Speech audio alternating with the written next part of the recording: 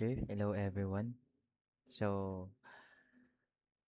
this is midterm lab 1 and the activities is even and odd and the factorial calculator. So first let's go to even and odd.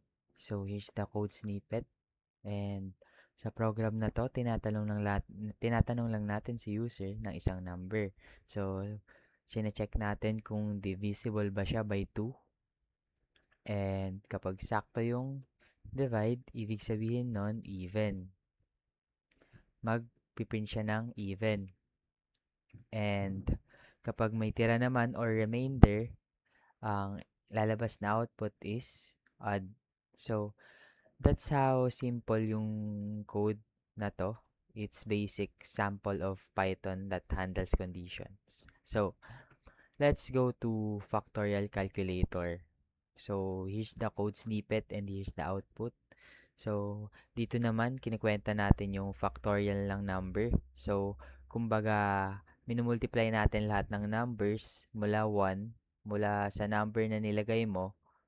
Then, gumamit din ng loop dito para gawin yun automatically. So, perfect example siya para ipakita kung paano gumagana yung loops sa Python. So, here's the output when you enter a number 5. The factorial of number 5 is 120. So, hello everyone. This is the part 2 of midterm laboratory 2. And here's the code snippet.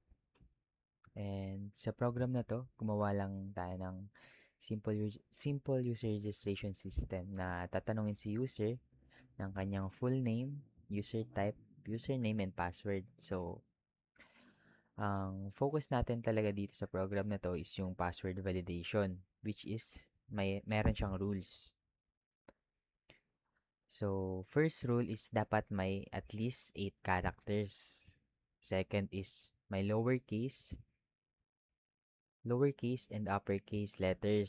Dapat may number din and may special character. And kapag hindi naman pumasa kahit isa dyan, sasabihin ng program natin kung ano ang kulang. Merong 3 attempts, mayroong 3 attempts si user para gumawa ng valid password. Kapag tama naman yung password, sabihin ng program na successful yung registration like here sa output. Pero pag naubos naman yung attempts, kailangan niya mag-try ulit later. So, in short, this program shows kung paano gumagana yung input handling, validation, and loops sa Python. So,